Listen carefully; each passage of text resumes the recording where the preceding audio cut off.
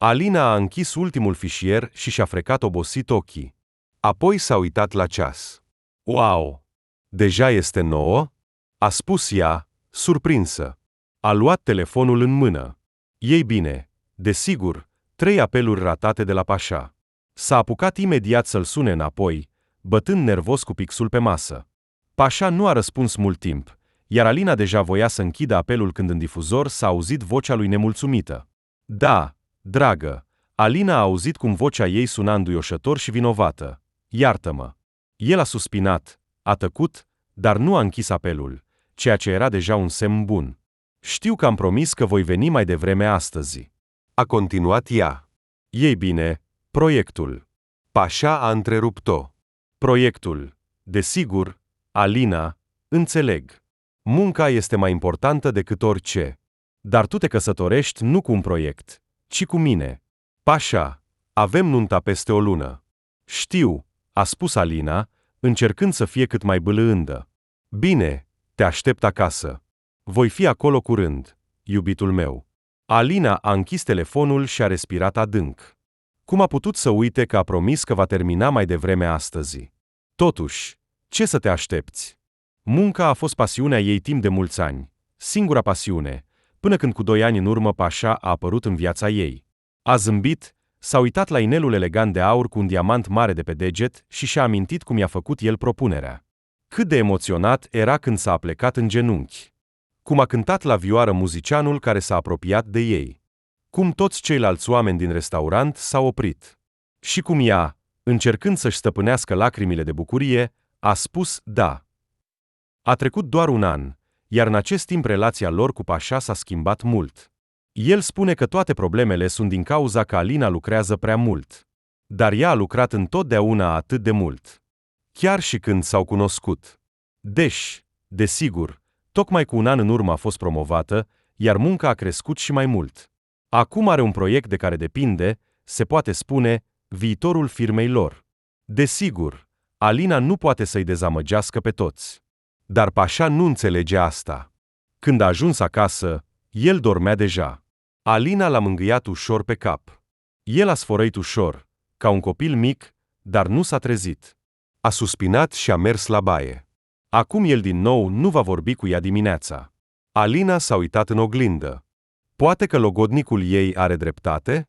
În oglindă vedea o fată subțire, înaltă, cu pielea măslinie, cu părul corean negru perfect neted și cu ochi negri uriași, înconjurați de gene lungi și negre. Oare o astfel de frumusețe trebuie să-și petreacă toate zilele în birou, stând la computer?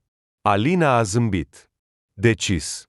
În această săptămână îi va face lui Pașa o surpriză. Pur și simplu va pleca mai devreme de la muncă.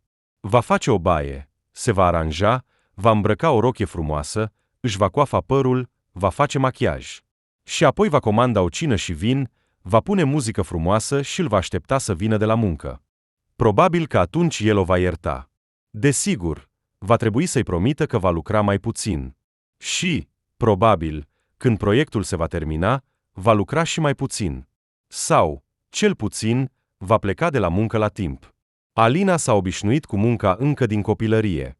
Nici o persoană care ar vedea-o acum, când merge la muncă în mașina ei nouă, îmbrăcată într-un costum de designer, în pantofi scumpi, cu o coafură impecabilă și o manicură perfectă, nu ar fi crezut vreodată că a crescut într-un sat. Deși distanța până la cel mai apropiat oraș era de doar 1 oră și jumătate, avea o adevărată zonă izolată. Drumuri proaste, case vechi și înclinate, porci și vaci care umblau fără supraveghere peste tot. Așa își amintea Alina de locul ei natal. Alina a fost crescută de bunica ei.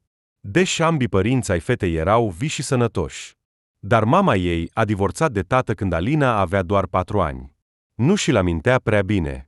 De fapt, prima ei amintire era că ele două, mama și cu ea, călătoreau mult timp într-un autobuz vechi și zdruncinat, având multe bagaje și valize. La bunica din sat, Alina se simțea bine. Putea să se joace toată ziua, să alerge cu băieții și fetele vecinilor, să mănânce plăcintele bunicii. Numai că mama ei nu părea să-i placă acolo. Și după câteva luni, a plecat în oraș. A spus că trebuie să-și găsească un loc de muncă. Și când se va acomoda acolo, va găsi un loc de muncă, un apartament, se va întoarce imediat și o va lua pe Alina la ea. La început, Venea la fiecare 2 săptămâni, apoi o dată pe lună, apoi o dată la 3-4 luni. Apoi a venit și a spus că a întâlnit un bărbat acolo și că vor să se căsătorească. Alina își amintește chiar că mama a venit cu unchiul Leva și că au fost la bunica. Alinei nu i-a plăcut el. Părea că se străduia prea mult să pară bun, iar zâmbetul lui părea că nu era sincer. Totuși, mama era fericită cu el. După un timp, mama și unchiul Leva s-au căsătorit, dar nu se grăbeau să o ia pe Alina la ei. De ce nu vine mama după mine? Întreba fetița bunica. Aceasta doar suspina. Mama spune că a un apartament foarte mic. Îi explica ea și adăuga imediat. Dar nu ți este rău cu mine? Nu, bunico. Așa au trăit ele două. Treptat, Alina s-a obișnuit cu asta. Bunica era foarte bună, veselă și nu se întrista niciodată. Ca să nu se întâmple nimic rău în viață, ea îi spunea mereu nepoatei că cel mai important lucru este că sunt vii și sănătoși. Și cât timp au mâinile și picioarele întregi și mintea funcționează, totul în viață poate fi reparat. Bunica se numea Alina Constantinovna. De fapt, în cinstea ei, mama i-a dat nepoatei numele. În sat, când vorbeau despre ele, le numeau Alina cea mare și Alina cea mică. Acest apelativ s-a lipit atât de tare, încât Alinei i s-a spus așa chiar și când a devenit adultă. Dar oricât de mult s-ar strădui bunica să pară voioasă, vârsta își spunea cuvântul. Și Alina a înțeles de vreme că Alina Constantinovna avea nevoie de ajutorul ei. Desigur, la început mama le trimitea bani, dar foarte puțini. Apoi, când s-a căsătorit, a început să le trimită și mai puțini bani. Pensia bunicii abia le ajungea pentru amândouă. O ajuta faptul că Alina Constantinovna avea propria grădină, iar ea mai avea și găini și o capră. Dar Alina tot înțelegea că așa nu va fi mereu. Tocmai ea, Alina, trebuia să muncească pentru a le asigura un trai bun în viitor. Și a început să caute modalități de a câștiga bani încă din copilărie. Unele femei din satul lor mergeau în oraș, vindeau legume, fructe, ouă, lapte, smântână, brânză. Alina voia și ea, dar bunica nu i-a permis. Ești prea mică ca să te las singură în oraș, îi spunea ea. Și să vinzi pe piață e groaznic. Nu te îngrijora, micuță, ne ajunge banii. Alina auzea cuvintele bunicii, dar în același timp vedea că Alina Constantinovna se refuză la multe pentru nepoata ei. Bunica nu mai cumpărase haine noi de mult timp, iar chiar și cizmele ei de iarnă au fost reparate de vecinul unchiul Vania de 4 sau 5 ori. Nu-mi permit să merg în oraș? Atunci voi găsi o modalitate de a câștiga și aici, a spus nepoata ei cu încăpățânare. A făcut tot ce a putut. A cules fructe de pădure și ciuperci pe care le vindea apoi comercianților locali. De asemenea, o dată pe săptămână, un bărbat venea în sat care cumpăra plante medicinale. Unchiul Vania i-a arătat Alinei unde să le caute, iar fetița pleca dimineața de vreme și aduna cât putea să care. De asemenea, a aflat că magazinul local acceptă sticle de sticlă goale. Astfel de sticle s-au acumulat la mulți în sat, dar nimeni nu voia să le spele pentru a le returna. Dar Alina nu s-a lăsat. A mers din casă în casă, a adunat toate sticlele și le-a dus în curtea bunicii. Acolo a spălat toată ziua murdăria și praful, a curățat etichetele, iar sătenii s-au debarasat de gunoiul inutil, iar Alina a câștigat niște bani. De asemenea, a vândut fier vechi pe care l-a adunat cu băieții din sat. Când au acceptat-o pe Alina în echipa lor, liderul lor, Andriușca cu părul zbârlit, i-a explicat regulile. Vrei să mergi cu noi? Te rog. Tot ce găsești este al tău. Dar nimeni nu va purta fierul tău pentru tine. Am înțeles, a dat din cap fetița. Eu voi duce totul singură. Desigur, nu putea să care atât cât cărau băieții, dar tot a câștigat destul de mult. Fetița a înțeles repede că trebuie să caute nu cele mai grele, ci cele mai scumpe, cupru. S-a descurcat repede în ce piese se află și când se cățăra cu băieții pe gunoaie de mașini abandonate, ea găsea prima ceea ce căuta. Banii îi ajungeau să-și cumpere haine, încălțăminte și rechizite pentru școală la sfârșitul verii. De asemenea, urmărea cu atenție garderoba bunicii, ca Alina Constantinovna să nu aibă nevoie de nimic. Ești micuța mea furnizoare, îi spunea bunica de fiecare dată cu lacrimi de emoție în ochi când nepoata îi oferea un nou cadou. Asta e doar începutul, bunico, îi răspundea Alina cu încredere. Vei vedea, când voi crește mare, voi fi foarte, foarte bogată, voi cumpăra o casă mare pentru noi doi și vom trăi acolo. Nu va mai trebui să lucrezi în grădină și să ai capre. Alina Constantinovna doar râdea. Și mie mi este bine aici, micuța mea, îi spunea ea, dar dacă nu mă vei uita pe mine, bătrânica ta, voi fi foarte fericită. La școală, Alina învăța bine. Cele mai bune note le avea la matematică, fizică, științe sociale și geografie. La celelalte materii învăța bine, dar nu considera că acestea ar putea fi utile. După clasa a 11-a, a intrat în oraș, la facultatea de economie, la cea mai bună universitate. Când mama a aflat despre asta, i-a propus Alinei să locuiască la ei. Mie îmi va fi bine și în cămin, a răspuns ea. Și voi fi prea strâmt în apartament cu voi. Mama și soțul ei au avut un copil, un băiat, cu 2 ani în urmă. Se pare că după aceea a uitat complet de fiica cea mare. Desigur, Alina a făcut că nu o deranjează deloc, dar de fapt, uneori, când bunica dormea deja, plângea noaptea în pernă și se întreba ce are ea de nu o iubește mama mai puțin decât pe frate. La universitate, Alina a învățat de asemenea bine, chiar dacă din primul an a început să lucreze. Și se străduia să meargă la Alina Constantinovna în fiecare lună. Îi aducea haine, încălțăminte, medicamente, bani. Vezi, bunico, îi spunea Alina de fiecare dată, voi termina facultatea și mă voi angaja la cea mai tare firmă. Atunci te voi muta la mine și vom trăi împreună. Bunica zâmbea în răspuns. Cel mai important este să-ți fie bine, nepoțică, îi răspundea ea mereu. Alina a trecut toate examenele cu brio, a obținut diploma roșie și se pregătea să meargă în sat la Alina Constantinovna să se laude, dar mama a sunat-o. Alina, a plâns ea la telefon, bunica ta a murit. În sat au mers toți împreună. Mama, soțul ei, Alina și micuțul Stepan. Alina a fost atât de șocată de ceea ce s-a întâmplat, încât toată săptămâna următoare a trecut pentru ea ca într-o ceață. Mama și tatăl vitreg se ocupau de organizarea înmormântării, iar Alina se ocupa de fratele ei mai mic. Ea stătea fără gând pe podea în casa bunicii cunoscute, se uita cum Stepan se joacă cu jucăriile lui și se gândea ce să facă acum. Promisese bunicii că o va lua în oraș, că îi va cumpăra o casă uriașă unde vor trăi împreună. Și acum ce să facă? De ce să mai încerce? Alina, trebuie să vorbesc cu tine, i-a spus mama după înmormântare. Desigur, mama, a răspuns Alina. Am găsit testamentul bunicii, a continuat mama. Ea a vrut ca această casă să rămână a ta. Alina a ridicat din numeri indiferent. Nu-mi pasă, a răspuns ea. Oricum nu voi locui aici. Aici totul îmi amintește de bunica și de copilăria mea. Fă cum vrei, a suspinat mama. După o săptămână, Alina s-a adunat cu gândul și s-a întors în oraș. A decis că, în ciuda a tot, va obține în această viață tot ce a visat încă din copilărie. S-a angajat la muncă și în anii următori a făcut doar ceea ce a putut pentru a-și croi drum în sus. Ca rezultat, la 28 de ani, ea era cea mai tânără directoare generală dintr-o companie mare. Numai că viața ei personală nu mergea bine. Deci, nu mergea bine, nu era cel mai potrivit cuvânt. Alina pur și simplu nu lăsa pe nimeni să se apropie de ea, până când l-a întâlnit pe Pașa. Poate că a fost dragoste la prima vedere? Poate că pur și simplu a venit timpul să simtă primele ei sentimente puternice? Dar între ei a existat o simpatie reciprocă de la prima vedere. Pașa nu semăna deloc cu ea.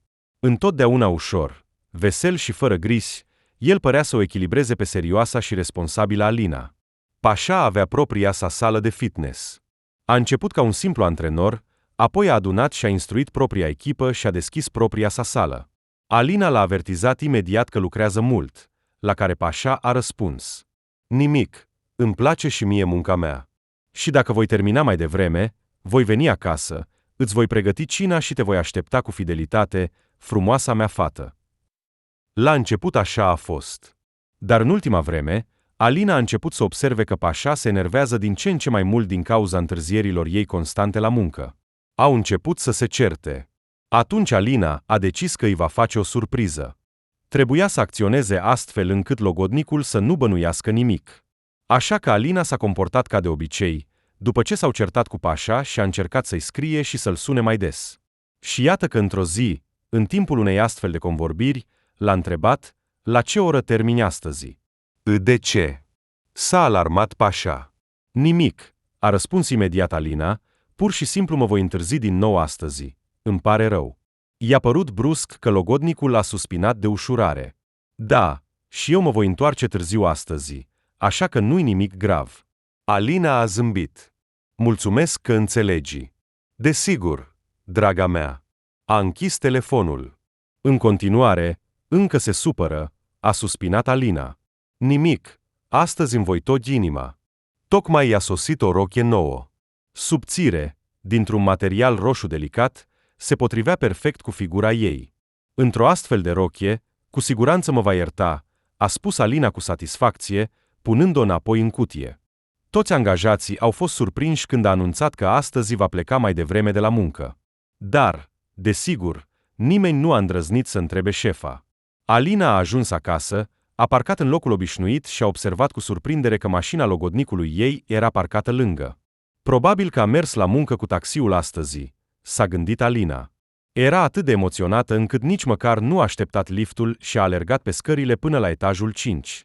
A deschis ușa și s-a oprit cu uimire pe prag. În hol erau împrăștiate neglijent Adidas și lui Pașa. Și încă niște sandale roșii de femeie.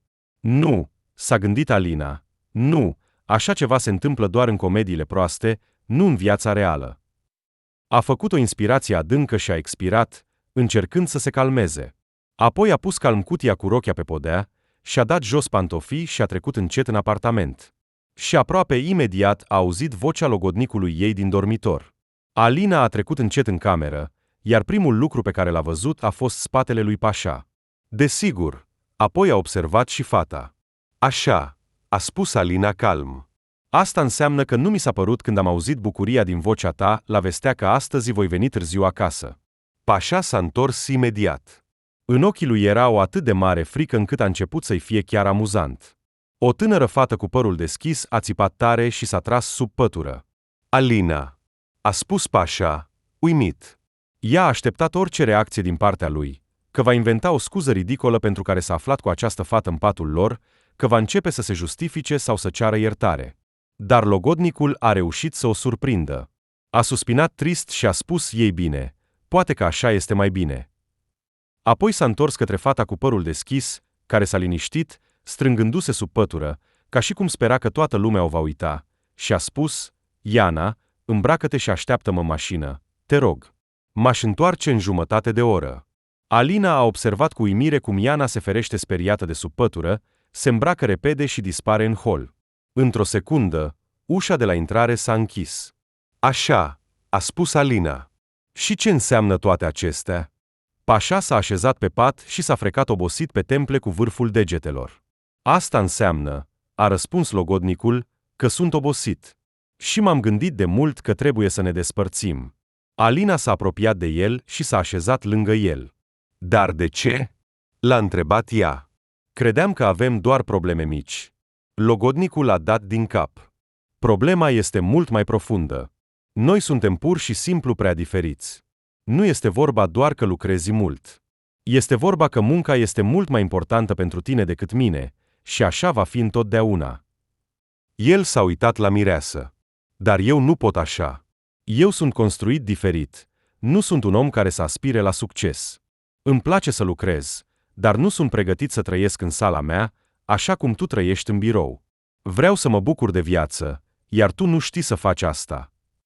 Ei bine, probabil că ai dreptate. Așa va fi mai bine pentru amândoi. Iartă-mă, a spus Pașa. S-a ridicat, a scos o valiză de pe raft și a început să-și adune lucrurile. Alina a mers în bucătărie. Acolo a stat până când a auzit cum s-a închis ușa de la intrare. Bine, și-a spus Alina, dar măcar am muncă. Voi termina curând proiectul, după care voi lua o vacanță și voi începe o viață nouă. Numai că totul a ieșit complet diferit de cum a planificat. După o săptămână, când a venit la muncă, a descoperit că în biroul ei are loc o percheziție. Alina Vitalievna, i s-a adresat un bărbat necunoscut în costum negru.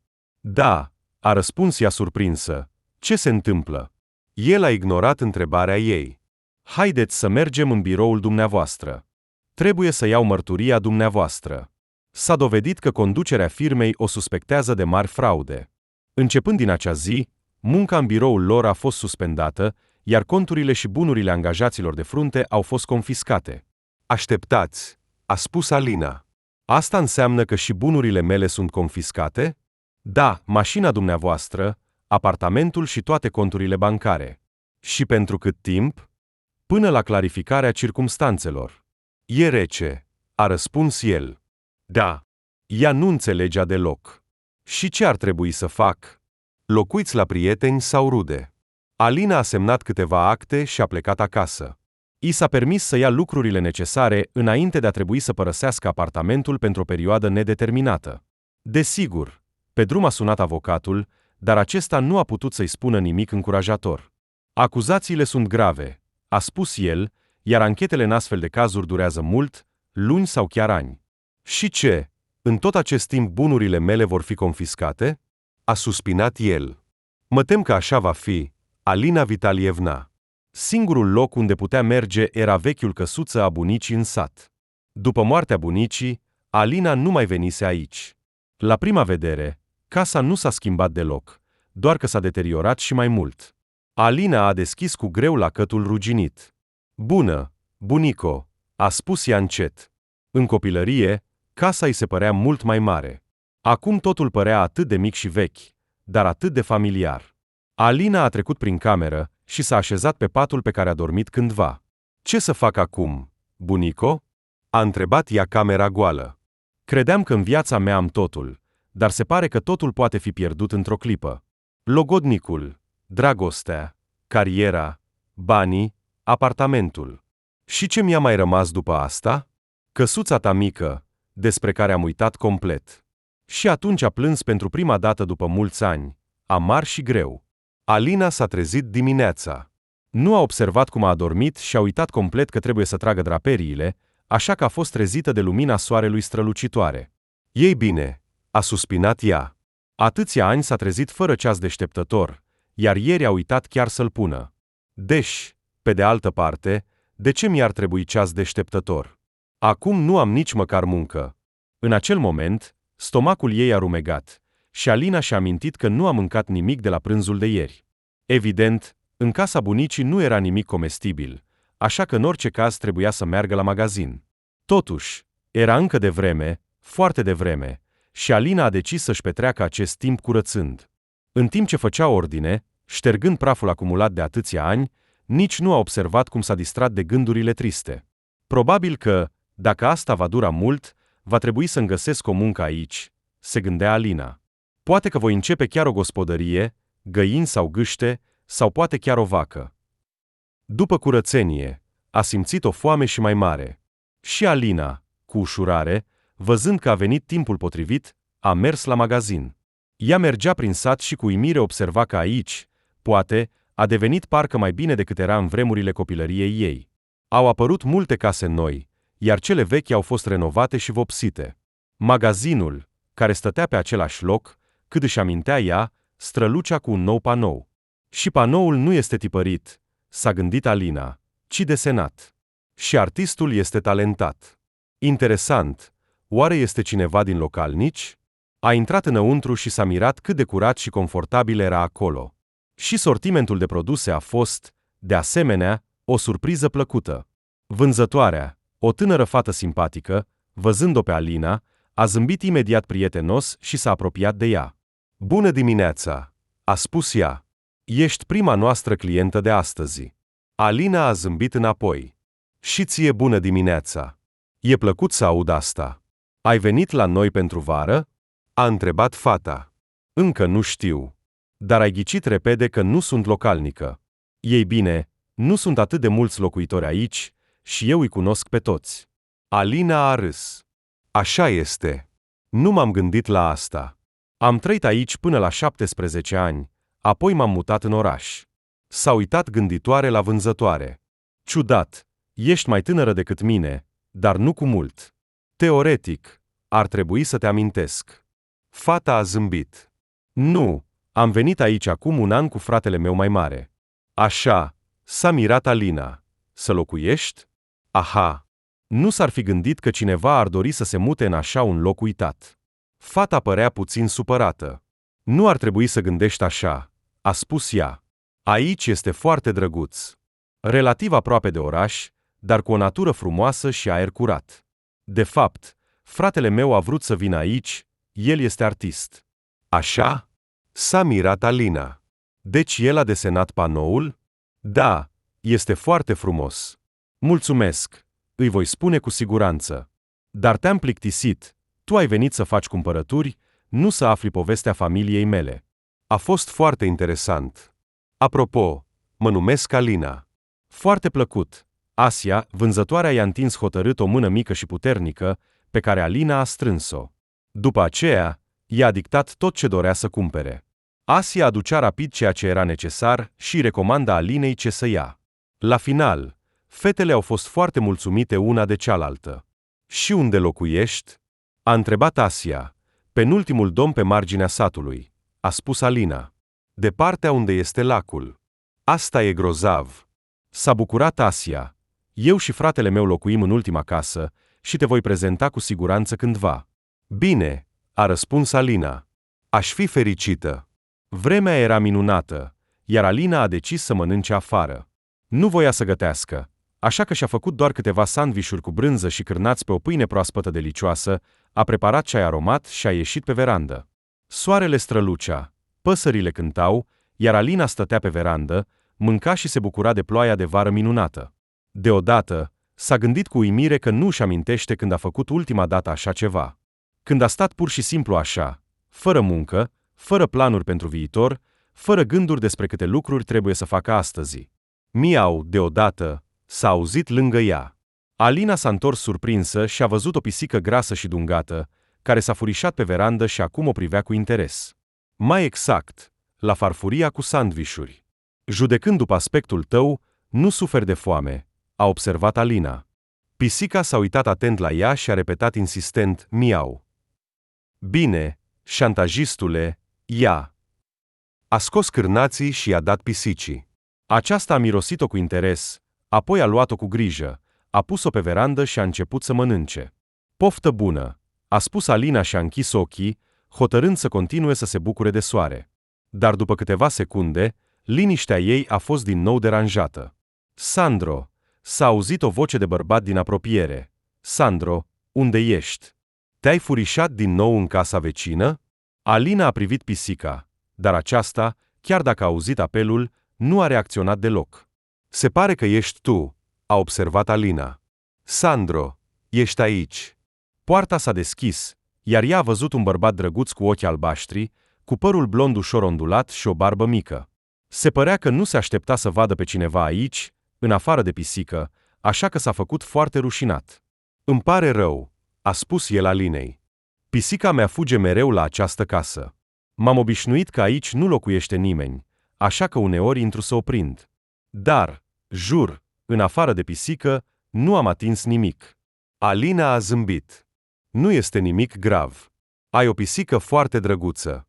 S-a uitat la Sandro, care, terminând de mâncat cârnații, a început să se spele ca și cum nimic nu s-ar fi întâmplat. A cerut deja mâncare și la tine, a spus cu supărare stăpânul pisicii. Nu-i poți refuza, a răspuns Alina. Și tu ești, probabil, artistul acela, fratele Asiei? Același? S-a mirat el. Se pare că nu am meritat încă acest titlu. Cel puțin, dacă ai spus asta în sens bun. Ei bine, da, eu sunt fratele Asiei, Artiom. A întins o mână, la fel de puternică ca surorii, dar mult mai mare. Alina, a spus fata, strângându-i palma, foarte plăcut. Dacă aș fi știut că aici locuiește cineva, nu aș fi intrat atât de nepoliticos, a spus el. Am venit doar ieri, a răspuns Alina, deci nu ai avut cum să afli despre mine. Iar cu sora ta m-am întâlnit acum câteva ore, când am mers la magazin. Atunci totul este clar. Rămâi la noi mult timp? Încă nu știu, dar cel mai probabil da. Artiom a luat pisica, care a miorlăit nemulțumită, dar, simțind mâna stăpânului, nu s-a opus.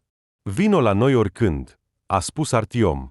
Eu sunt adesea acasă, dacă nu plec undeva să pictez. Iar sora lucrează până la 6, apoi vine și ea acasă. Bine, a răspuns Alina. Voi veni cu siguranță să vă vizitez. Doar dăm câteva zile să mă obișnuiesc și să pun totul în ordine aici. Desigur, a răspuns Artiom. Dacă ai nevoie de ajutorul meu, nu uita să mă contactezi. Ușile casei noastre sunt întotdeauna deschise, în sens literal. Vecinul cu pisica în brațe a plecat, iar Alina a scos telefonul. Aștepta să o sune cineva. Un avocat, să-i spună că sunt vești bune în cazul firmei lor, sau Pașa. Gândindu-se la el, Alina s-a înjurat. Cum poate? El a înșelat-o. Și a făcut asta, se pare, nu pentru prima dată. Și ea încă se gândește la el. Dar nu a fost niciun apel de la nimeni. În trecut, telefonul nu tăcea nicio clipă. Bine, mai bine să fac ceva util decât să stau degeaba. Până seara, Alina a pus casa în ordine. A spălat feroneria până a strălucit, a îndepărtat pânza de păianjen de pe pereții tavanului, a aspirat mobila și covorul imens și greu, care ocupa toată camera. Cât se știa ea, acesta a fost întotdeauna aici. Se părea că bunica nu l-a scos niciodată afară și l-a curățat chiar aici. Probabil că era dintr-un material foarte de calitate, pentru că după atâția ani a rămas la fel de dens și întreg. Doar culorile s-au mai estompat puțin. La început, Alina a vrut să-l scoată, dar a luat colțul și a realizat cât de greu este. Să rămână aici, a decis ea. Nu degeaba bunica lui nu l-a mutat niciodată. Primele zile le-a petrecut curățând și nu a avut timp să se gândească la altceva. Dar acum, când casa bunicii era complet în ordine, Alinei i s-a făcut dor. A decis că ideea de a merge în vizită la vecini nu este atât de rea. Asia este o fată foarte drăguță și plină de viață, s-a gândit Alina. În plus, vom găsi un limbaj comun, deoarece în ea există cu siguranță un simț comercial. Iar fratele ei, cel mai probabil, este doar un tip drăguț. Ei bine, uneori poți vorbi și cu astfel de oameni din curiozitate. S-a ridicat hotărât, a ieșit din casă, a închis ușa cu aceeași lacăt ruginit și a mers la vecini. Și a observat imediat cât de mult diferă casa lor. Alina nu-și mai amintea cine locuia acolo în copilăria ei. Dar cu siguranță era o casă simplă de țară. Acum era renovată, tencuită și vopsită într-o nuanță delicată de somon. Frumos, s-a gândit Alina, și foarte neobișnuit. S-a apropiat de poartă și a împins-o. Nu era încuiată. În curte era un seu vechi. Cu siguranță, Asia merge cu el în oraș pentru a aduce produse pentru magazinul ei. Și în curte creșteau flori. Cele mai obișnuite, de câmp. Asta părea ciudat, pentru că cel mai adesea erau considerate iarbă și smulse, iar apoi se făceau flori și se plantau flori adevărate. Artiom, a strigat Alina. Asia. Miau, s-a auzit în răspuns. Sandro stătea pe verandă și se uita la soare. Salut, prietene! L-a salutat Alina. Și unde este stăpânul tău? Eu sunt aici. Vocea a venit dintr-o dată foarte aproape, făcând-o să sară. Alina nu a observat că stătea lângă fereastra deschisă, din care i-a răspuns Artiom. Îmi pare rău, nu am vrut să te sperii. Nu-i nimic. Mi-a fost pur și simplu dor de acasă. Așa că mi-am amintit de invitația ta de a veni în vizită. Artiom a zâmbit. Sunt foarte bucuros. Sora mea s-a supărat că nu vii și voia să vină la tine în seara asta. A înclinat puțin capul și s-a uitat la ea. Dacă nu ești foarte ocupat acum, putem face o plimbare. Caut un loc nou pentru pictura mea. Alina a ridicat din numeri. Nu prea îi plăcea plimbările inutile, dar oricum nu avea nimic de făcut. Poate, a răspuns ea. Atunci plec. Artiom a ieșit din casă după câteva secunde. Pe spate avea un rucsac uriaș. Sunt gata, a spus el. Să mergem. Și ușa să o închizi, a amintit Alina, și feroneria. Poate că cineva va intra în casă. El a ridicat din numeri. Aici toți oamenii sunt destul de buni. Dar dacă cineva decide să facă asta, ce să facem? Va fi pe conștiința lor. Dar și filozofie, s-a gândit Alina, dar nu a spus nimic. Au ieșit pe poartă, iar Artiom a condus-o cu încredere pe potecă.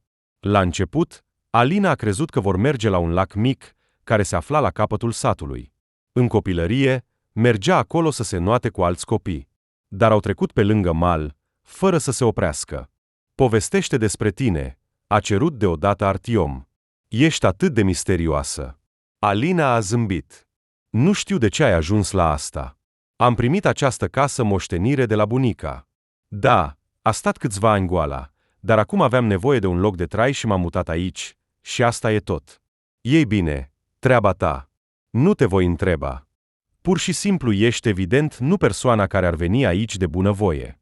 Ei bine, atunci pot spune că tu și sora ta sunteți figuri la fel de misterioase. El a râs. Așa este. Ce crezi? Poate ne oprim aici. Mi se pare un loc bun. În timp ce vorbeau, nici nu și-au dat seama cum au ajuns pe o mică înălțime, de unde se deschidea o priveliște asupra lacului. Frumos, a recunoscut Alina. Atâția ani am trăit aici, dar dintr-un astfel de unghi nu l-am văzut niciodată. Artiom i-a dat o pătură, pe care ea a desfăcut-o pe iarbă și s-a așezat pe ea. Artistul a scos din rucsacul său uriaș un șevalet, o pânză, vopsele și tot ce era necesar pentru muncă. Alina a închis ochii, bucurându-se de soare. Era cald, dar încă nu foarte fierbinte, și se bucura de această ieșire neașteptată în natură. Dacă voi vorbi cu tine, te va deranja mult? A întrebat ea. Artiom a negat din cap. Deloc. Îmi scrie mâinile, iar capul poate face ce vrea. Și să vorbesc cu o fată atât de inteligentă și interesantă va fi de 2 ori plăcut. Alina a zâmbit. Bine, te vei supăra dacă te întreb ceva personal? El a ridicat din umeri. De obicei, sunt o persoană care nu se supără, dar poți încerca. Munca ta nu este foarte profitabilă, nu-i așa? Mai ales în sat. Așa este, dar îmi ajunge pentru a trăi. Și cel mai important este că fac ceea ce îmi place, la fel ca sora mea. Are un magazin excelent, a observat Alina. Se pare că știe să facă afaceri. Artiom a zâmbit. Am realizat din prima privire că tu și Asia sunteți foarte asemănătoare. Alina a decis să fie sinceră. Da, îmi place când oamenii au o pasiune pe care sunt dispuși să o dedice complet și să obțină cele mai bune rezultate. În echivalentul financiar, a precizat Artiom cu un zâmbet. Și ești împotriva banilor? Nu, pur și simplu diferitelor persoane le trebuie diferite cantități de bani. Alina a râs. Nu, pur și simplu nu toată lumea știe să-i câștige. Și cei care nu știu se consolează cu gândul că banii nu sunt totul în viață. A oprit brusc, gândindu-se că, cel mai probabil, Artiom gândește exact așa. Dar artistul părea că nu s-a supărat, ci doar a zâmbit. Ei bine, eu chiar așa cred, a spus el. Desigur, nu sunt un ascet și nu vreau să trăiesc într-o colibă și să mănânc rădăcini și pește crud, dar viața pe care o duc acum mă mulțumește și mă simt fericit. Ei bine, mă bucur pentru tine, a răspuns Alina. Dar pe mine nu mă mulțumește viața mea acum. Am trăit într-un apartament uriaș, am condus o mașină luxoasă, iar subordonatul meu era format din câteva sute de oameni. Și eram complet fericită. Acum am pierdut totul și nu știu când voi putea recupera. Și asta mă deranjează complet. Artistul s-a întors și s-a uitat la ea. Ciudat, a spus el. Când te-am văzut prima dată, cum stai pe veranda casei și hrănești pisica cu cârnați, păreai complet fericită. A fost doar o clipă.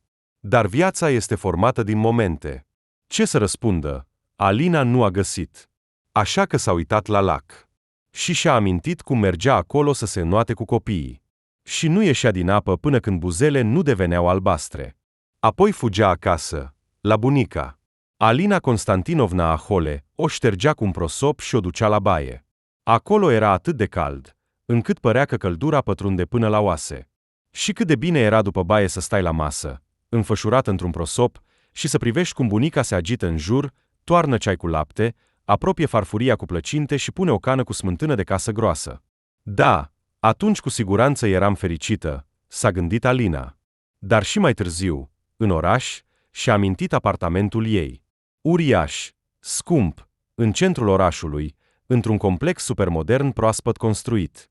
Renovarea a fost făcută de cel mai bun designer din oraș. Numai că Alina aproape nu se afla în acel apartament, pentru că era mereu la muncă. Și mașina ei scumpă. Mergea cu ea la muncă 10 minute dimineața, pentru că, atunci când pleca, nu erau încă ambuteiaje. Și 10 minute seara, pentru că nu erau deja ambuteiaje. Și munca. Munca o făcea cu siguranță fericită. Sau nu? Sau era pur și simplu singurul loc unde se simțea cu adevărat importantă și necesară? unde era apreciată, lăudată și se spunea că este cea mai bună. Și pentru a nu pierde asta, Alina era gata să-și petreacă întreaga viață acolo. De fapt, nici măcar nu avea prieteni. Deodată, s-a gândit cu tristețe. La facultate avea prietene, iar după diplomă primele 6 luni am comunicat cu ele. Apoi, de fiecare dată când îmi propuneau să ne întâlnim, refuzam, pentru că fie lucram, fie a doua zi trebuia să merg la muncă. Și apoi ele au încetat să mă mai cheme. Despre a-și face prieteni la muncă nu era vorba. Acolo toți erau fie subordonații mei, fie concurenții mei. Chiar era ciudat că a reușit să înceapă o relație cu Pașa. Gândindu-se la asta, Alina nu a observat că a trecut mult timp. S-a trezit doar atunci când Artiom a început din nou să vorbească cu ea. Cred că pentru astăzi este suficient. Pot să văd? A cerut Alina. Desigur. El a făcut un pas în lateral, iar ea a putut să vadă tabloul. Și a fost foarte surprinsă. Alina se aștepta să fie doar un peisaj, iar să-l vadă pe ea a fost o surpriză completă. Da, era și lacul, și pădurea, dar undeva departe și neclar în fundal. Cea mai mare parte a tabloului o ocupa Alina însăși. Și, deși fața ei era aproape invizibilă, dar postura, capul lăsat pe brațele încrucișate, vorbea despre starea ei interioară. Aici se vede clar în ce disperare mă aflu, s-a gândit Alina cu tristețe. Cum a reușit să prindă totul așa? Nu-ți place? A întrebat îngrijorat Artiom. Alina s-a forțat să zâmbească. Este neașteptat, a spus ea sincer. Nici nu am observat că m-ai pictat tot timpul acesta. Artiom a zâmbit. Sincer, nu am planificat, a răspuns el. Dar am aruncat o privire la tine și am înțeles că nu mă voi liniști până nu voi reflecta starea ta de astăzi. Alina a scos un sunet stângaci. Ai cu siguranță talent. Mulțumesc. Îmi pare rău că te-am făcut să te simți inconfortabil. Mă este greu să mă simt inconfortabil. El a zâmbit. Sora mea ar trebui să se întoarcă de la muncă în curând. Propun să ne întoarcem și să pregătim cina. Nu te-am plictisit încă în ziua asta? Dimpotrivă, ești foarte interesantă.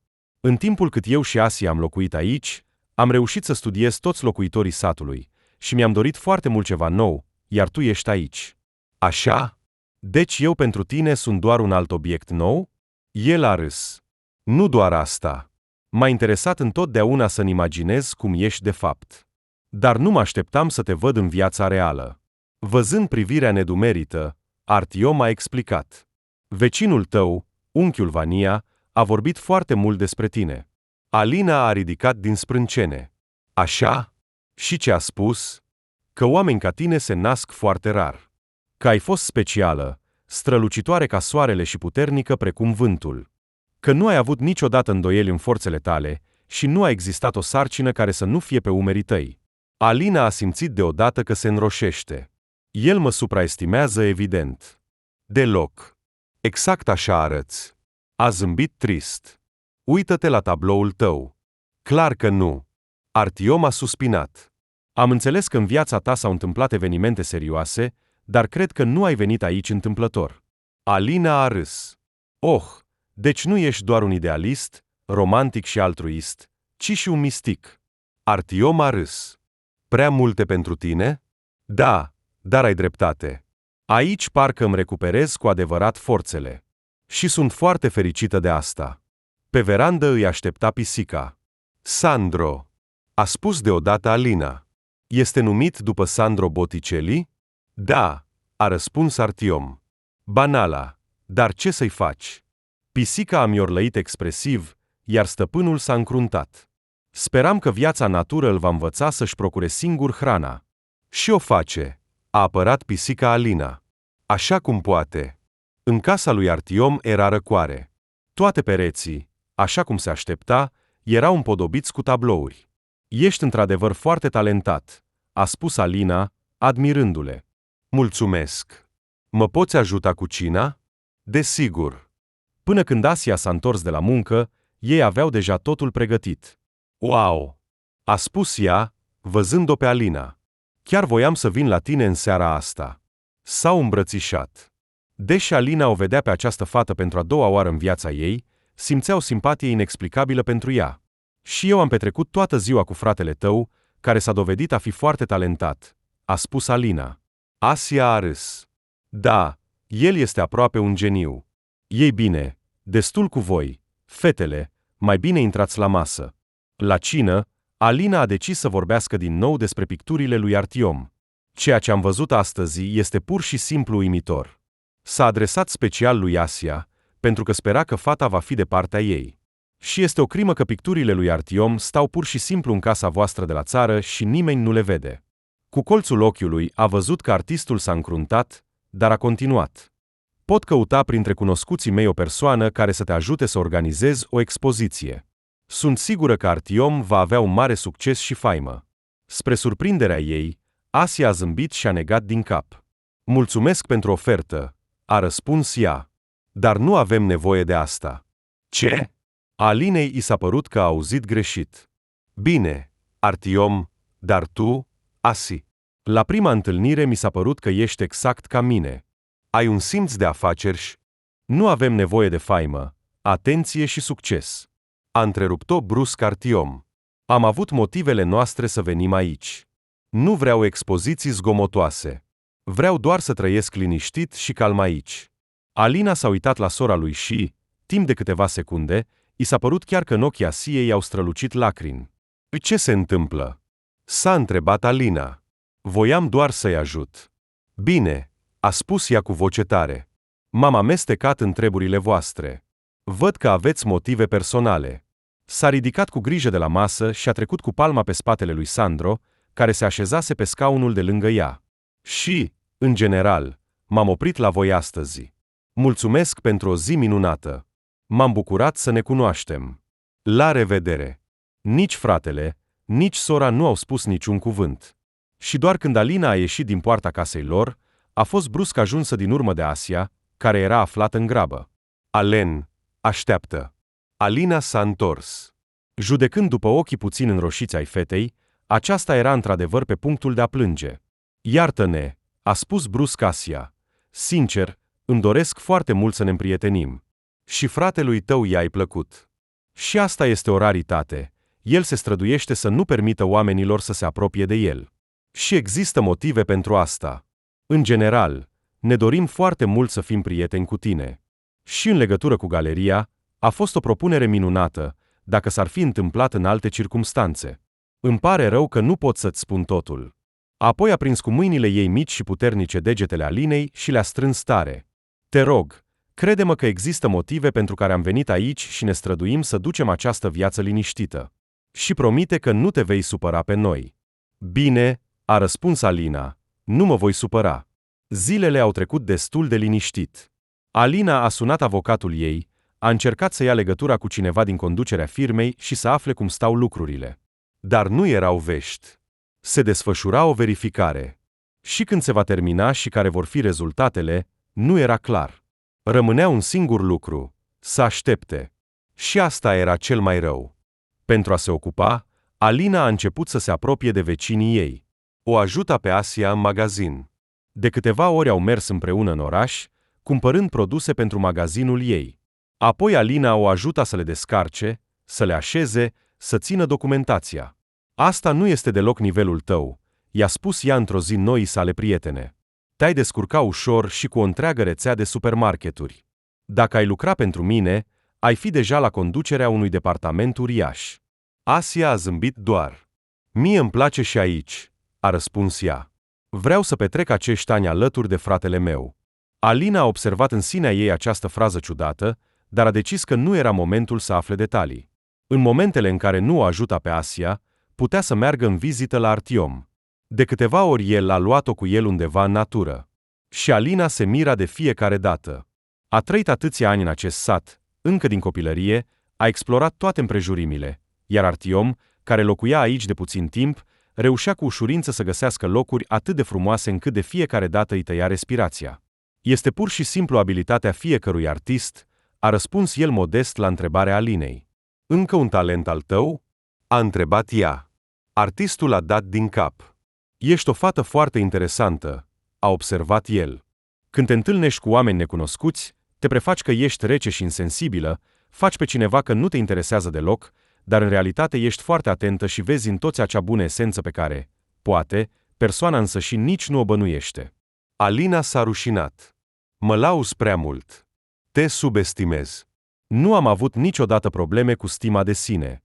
Este altceva. O vreme au tăcut, iar ea a observat cum Artiom desenează cu atenție norii care aleargă pe cer și se mira cum reușește să facă asta, dacă ei își schimbă mereu poziția. Apoi, brusc, Alinei i-a venit o întrebare în minte. Spune-mi, a cerut ea, cum îți imaginezi viitorul tău peste 10 sau 20 de ani? El a suspinat brusc și a privit undeva în depărtare. Este o perioadă prea lungă pentru a face planuri, a răspuns în cele din urmă artistul. Deocamdată pot să spun doar că îmi place foarte mult aici și că aici vreau să rămân pentru totdeauna. Ultimul cuvânt a sunat puțin sumbru, iar Alinei i s-a făcut brusc frig, încât a vrut să-și pună ceva cald pe umeri pentru a alunga fiorii care îi alergau pe piele. A realizat brusc că, cu fiecare zi, se atașa tot mai mult de satul copilăriei sale și de acești frați și surori puțin ciudați, dar nu mai puțin drăguți. Și după încă 2 săptămâni, avocatul ei a sunat-o. Alina Vitalievna. El aproape că a sărit de bucurie. Ce? A strâns receptorul atât de tare încât părea că telefonul va exploda. Un astfel de ton anunță fie vești foarte bune, fie foarte proaste. Verificarea s-a încheiat. Nu sunt încălcări. Striga el în receptor. Mâine te așteptăm la birou. Poți să te întorci în apartamentul tău. Alina a reușit doar să scoată un suspin adânc și să se așeze pe podea. De la astfel de vești i s-a învârtit capul. Nu glumiți acum? A întrebat ea, de teamă. Avocatul a fost surprins pentru o clipă. Dumnezeu să fie cu tine. Desigur că nu. Îmi pare rău. Pur și simplu a fost neașteptat. Mulțumesc pentru vești. A pus telefonul direct pe podea și a încercat să-și revină. Desigur, acestea sunt vești minunate. Și este chiar greu de transmis ce bucurie ar trebui să simt acum. Dar dintr-un motiv oarecare, s-a gândit imediat la ce înseamnă cu adevărat asta pentru ea. Că va trebui să plece din sat și să se întoarcă în cercul ei nesfârșit de muncă, unde nu are nici măcar o clipă de liniște și tăcere. Miau! Alina s-a întors surprinsă. Era cald și nu închisese ușa, ci doar agățase o perdea veche de tul. Profitând de asta, Sandra s-a strecurat obraznic în casă și acum stătea și se uita la ea cu un aer de parcă Alina i-ar fi datorat ceva. Ești obraznic, a spus Alina, dar s-a ridicat, a tăiat o bucată groasă de cârnați și i-a dat pisicii. Aceasta nici măcar nu s-a uitat la delicatesă și a repetat insistent. Miau. Așa, mărimea ta, mai mult nu am nimic. Fie mănânci asta, fie te întorci acasă și îți aduci stăpânul. Miau, Alina a suspinat, a strâns pisica zebră în brațe și a mers la vecini. Artiom. A strigat ea la fereastră, care, ca de obicei, era deschisă. Am adus pisica. Nimeni nu a răspuns. Artiom. Liniște. Putea să-l lase pe Sandra aici, dar Alina a decis dintr-un motiv oarecare să intre în casă. L-a văzut imediat pe Artiom. El zăcea pe podea, fără conștiință. Artiom. S-a aruncat spre el, i-a verificat pulsul, trăiește. A sunat imediat la serviciul de urgență și a explicat situația. Voi fi acolo un minut, a răspuns aceasta imediat. Alina a început să se gândească ce să facă. Inima bate, respirația există. A bătut ușor obrazul lui. Artiom a încercat să deschidă ochii. Mă auzi? A întrebat Alina. Stai, voi chema imediat ambulanța. Nu e nevoie, a șoptit el. Sunt aici. Asia a trecut repede undeva în bucătărie și s-a întors deja cu un pahar cu apă și o pastilă. A ajutat fratelui să o înghită. Apoi, împreună cu Alina, l-au mutat pe canapea. Asigurându-se că nu îi amenință nimic, Asia a dus-o pe Alina pe verandă. Știi ce are? A întrebat Alina. Pe obrașele fetei au apărut lacrimi. Știu, a răspuns ea pe scurt. Este ereditar. Mama a avut la fel. Și Alina nu putea din cauza emoției să găsească cuvintele. Nu se tratează? Nu, adică există o afectare profundă a sistemului nervos. Există o injecție, este plătită și costă atât de mult încât niciun fond nu va ajuta. Alina a înghițit. A luat imediat o decizie. Spune-mi, cât costă? Asia a anumit suma. Alina a fluierat. Exact, A zâmbit amar Asia. Nimeni nu va putea niciodată să strângă o astfel de sumă. Boala se dezvoltă treptat, de aceea am plecat aici. Artiom vrea să picteze cât poate și să trăiască acești ani cu mine în liniște. Și apoi a plâns. Iar Alina a îmbrățișat-o în tăcere. În acel moment, mintea ei era ocupată cu totul altceva. Restul zilei l-a petrecut la telefon. Chiar dacă ar vinde apartamentul ei, mașina și-ar lua toți banii din conturi, nu ar avea încă o sumă rotundă. De unde să o iau? A întrebat Alina cu voce tare. Ah, bunico, dacă ai fi fost în viață.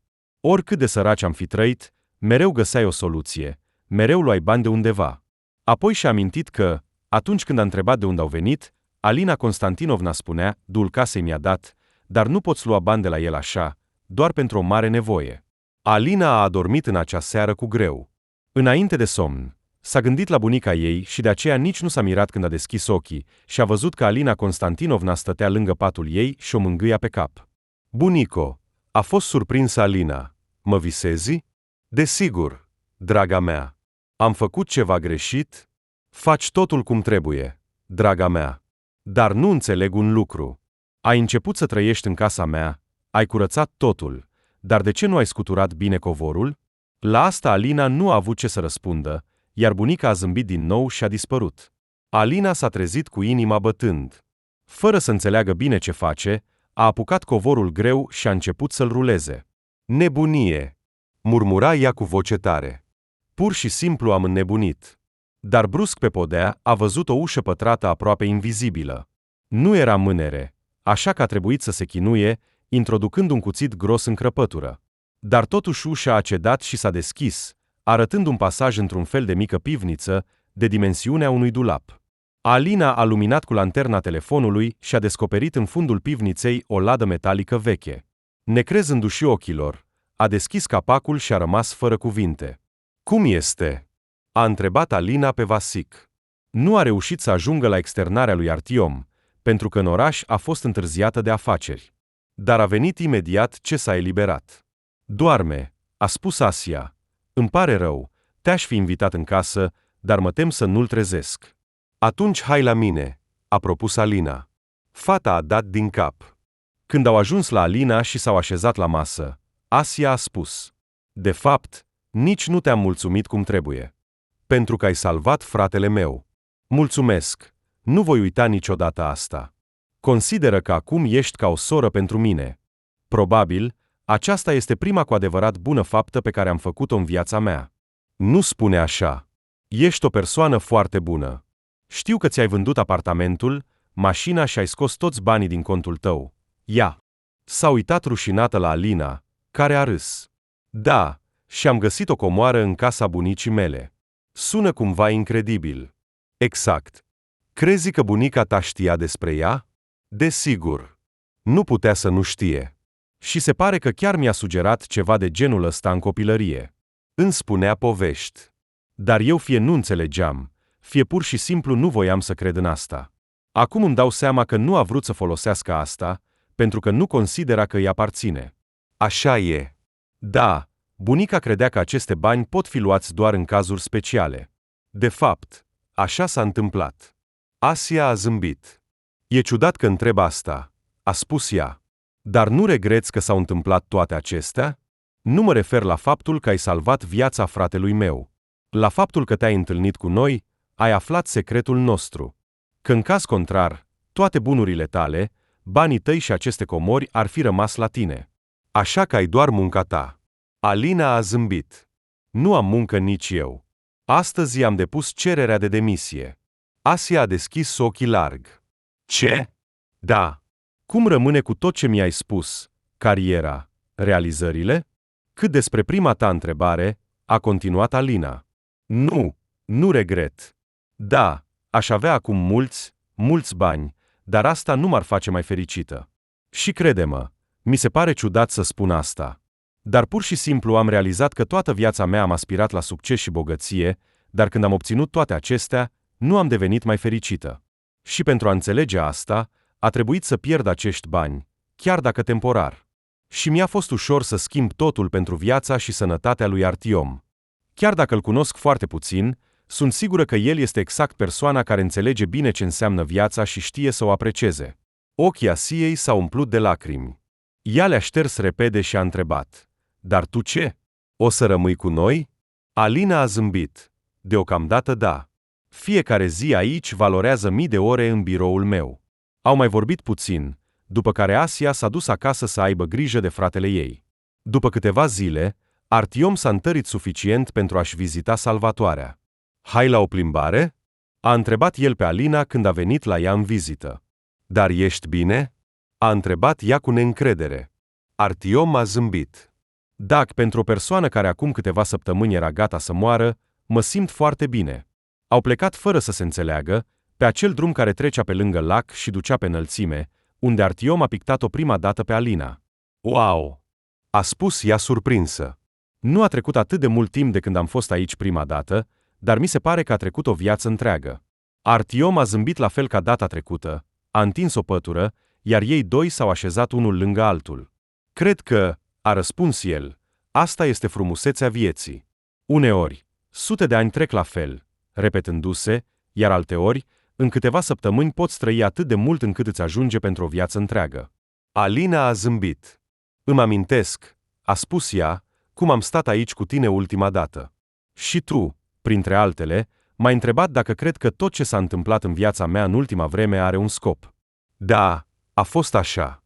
Atunci m-am supărat foarte tare pe tine, a recunoscut Alina.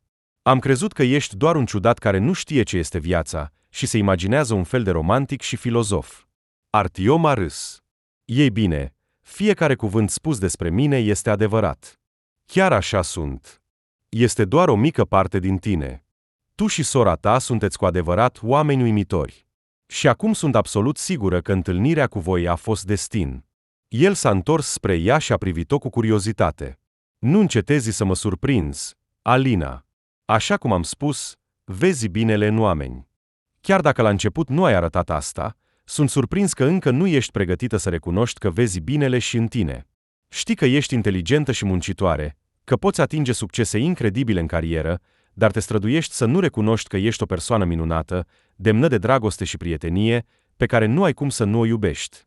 Parcă faci totul pentru ca oamenii să te considere rece și insensibilă. Dacă eu și sora mea am ajutat măcar puțin să te vezi așa cum ești cu adevărat, mă bucur foarte mult. Alina a simțit brusc cum lacrimile fierbinți îi curg pe față. Nu s-a străduit să le oprească, ci doar s-a apropiat mai aproape de Artiom. El a îmbrățișat-o cu brațul său, iar ea și-a pus capul pe umărul lui. Nu mai erau necesare alte cuvinte. Au stat doar împreună, privesc lacul, luminat de soarele strălucitor de vară. Și Alina a simțit că de pe umerii ei tocmai i-a căzut o povară uriașă pe care o purta de când era copil. Nu știa ce va face mai departe. Vor rămâne ea și Asia prietene? Va avea vreo relație cu Artiom? Dar era sigură de un singur lucru, că nu se va mai pierde niciodată pe sine însăși.